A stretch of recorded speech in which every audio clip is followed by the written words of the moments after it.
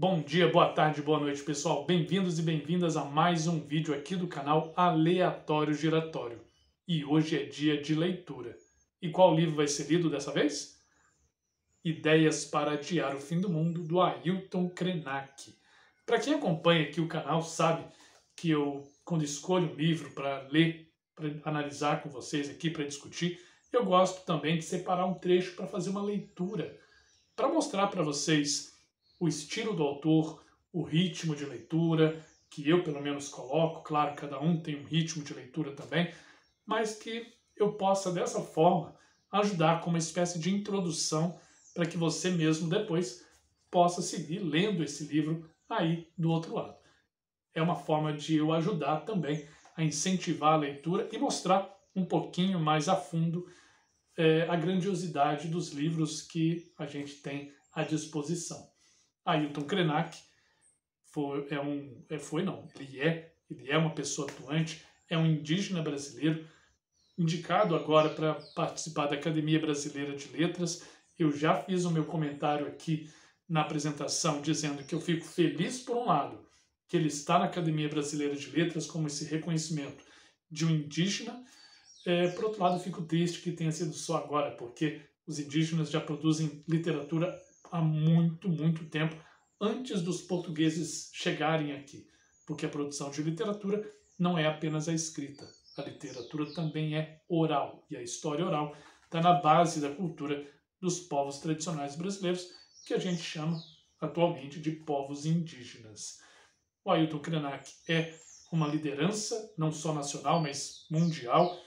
Inclusive esse livro, os textos dele são palestras ou entrevistas que ele deu em Portugal. Pretendo fazer um vídeo ainda mais detalhado assim que eu terminar de ler o livro, para falar sobre esses detalhes dessas falas dele. Um livro realmente incrível até agora. Mas é um lutador pela vida, ou no plural, pelas vidas. Não dá para colocá-lo num grupo específico e pronto. Ailton Krenak, ele luta pelos povos indígenas, pela tradição dos povos indígenas e denunciando o genocídio dos povos indígenas há muito tempo. Mas ele é muito mais do que isso. Ele luta pela vida, porque ele não entende a vida como uma coisa separada da natureza. A vida dos seres humanos é importante, com certeza, mas a vida do rio, a vida da montanha, a vida da floresta, a vida dos animais, a vida da pedra, tudo isso na cosmovisão dos povos indígenas e do povo Krenak especificamente é muito importante. Mas hoje não é dia de análise, já falei até mais do que eu deveria, hoje é dia de leitura. Vou fazer a leitura de um trecho e espero que vocês gostem. Peço antes que curta o vídeo, que se inscreva no canal para que a gente possa se consolidar aqui no YouTube falando sobre literatura, falando sobre educação, falando sobre arte. Tranquilo? Vamos lá. O subtítulo aqui do trecho que eu vou ler é Do Sonho e da Terra. Como eu falei anteriormente, né, são palestras ou entrevistas que ele deu em Portugal. E esse aqui é eu vou ler um trecho de uma palestra que ele fez, cujo título é Do Sonho e da Terra. Desde o Nordeste até o leste de Minas Gerais, onde fica o Rio Doce e a reserva indígena das famílias Krenak, e também na Amazônia, na fronteira do Brasil com o Peru e a Bolívia, no Alto Rio Negro, em todos esses lugares, as nossas famílias estão passando por um momento de tensão nas relações políticas entre o Estado brasileiro e as sociedades indígenas. Essa tensão não é de agora, mas se agravou com as recentes mudanças políticas introduzidas na vida do povo brasileiro,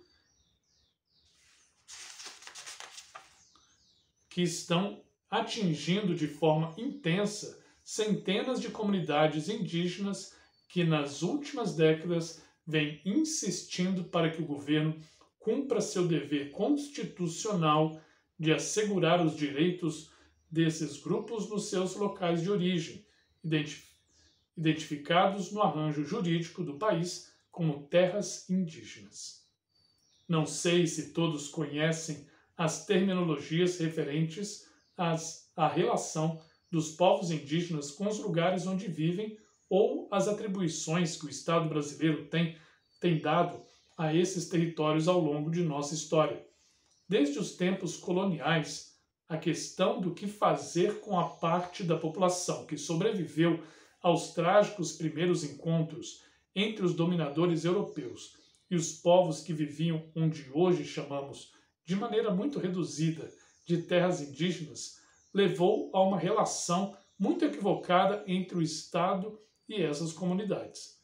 É claro que durante esses anos nós deixamos de ser colônia para constituir o Estado brasileiro e entramos no século XXI, quando a maior parte das previsões apostava que as populações indígenas não sobreviveriam à ocupação do território, pelo menos não mantendo formas próprias de organização, capazes de gerir suas vidas. Isso porque a máquina estatal atua para desfazer as formas de organização das nossas sociedades, buscando uma integração entre essas populações e o conjunto da sociedade brasileira. O dilema político que ficou para as nossas comunidades que sobreviveram ao século XX é ainda hoje precisar disputar os últimos redutos onde a natureza é próspera, onde podemos suprir as nossas necessidades alimentares e de moradia, e onde sobrevivem os modos que cada uma dessas pequenas sociedades tem de se manter no tempo, dando conta de si mesmas sem criar uma dependência excessiva do Estado. O Rio Doce, que nós, os Krenak, chamamos de Uatu ou Vatu, eu não sei exatamente a pronúncia, então eu vou repetir essa parte. O Rio Doce, que nós, os Krenak, chamamos de Uatu, nosso avô é uma pessoa, não um recurso, como dizem os economistas. Ele não é algo de que alguém possa se apropriar. É uma parte da nossa construção como coletivo, que habita um lugar específico, onde fomos gradualmente confinados pelo governo para podermos viver e reproduzir as nossas formas de organização, com toda essa pressão externa. Falar sobre a relação entre o Estado brasileiro e as sociedades indígenas a partir do exemplo do povo Krenak surgiu como uma inspiração para contar a quem não sabe o que acontece hoje no Brasil com essas comunidades. Estimadas em cerca de 250 povos e aproximadamente 900.000 pessoas, população menor do que a de grandes cidades brasileiras. O que está na base da história do nosso país, que continua a ser incapaz de acolher os seus habitantes originais, sempre recorrendo a práticas desumanas para promover mudanças em formas de vida que essas populações conseguiram manter por muito tempo, mesmo sob o ataque feroz das forças coloniais que até hoje sobrevivem na mentalidade cotidiana de muitos brasileiros. É a ideia de que os índios deveriam estar contribuindo para o sucesso de um projeto de exaustão da natureza. O Uatu, esse rio que sustentou a nossa vida às margens do Rio Doce, em Minas Gerais e o Espírito Santo, numa extensão de 600 quilômetros, está todo coberto por um material tóxico que desceu de uma barragem de contenção de resíduos, o que nos deixou órfãos e acompanhando o rio em coma. Faz 1 ano e meio que esse crime, que não pode ser chamado de acidente, atingiu as nossas vidas de maneira radical, nos colocando na real condição de um mundo que acabou. Nesse encontro, estamos tentando abordar o impacto que nós, humanos, causamos nesse organismo vivo que é a Terra, que em algumas culturas continua sendo reconhecida como nossa mãe e provedora em amplos sentidos, não só na dimensão da subsistência e na manutenção das nossas vidas, mas também na dimensão transcendente que dá sentido à nossa existência. Em diferentes lugares do mundo, nos afastamos de uma maneira tão radical dos lugares de origem que o trânsito dos povos já nem é percebido.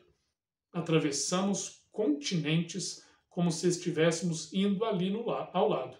Se é certo que o desenvolvimento de tecnologias eficazes nos permite viajar de um lugar para o outro, que as comodidades tornaram fácil a nossa movimentação pelo planeta, também é certo que essas facilidades são acompanhadas por uma perda de sentido de nossos deslocamentos.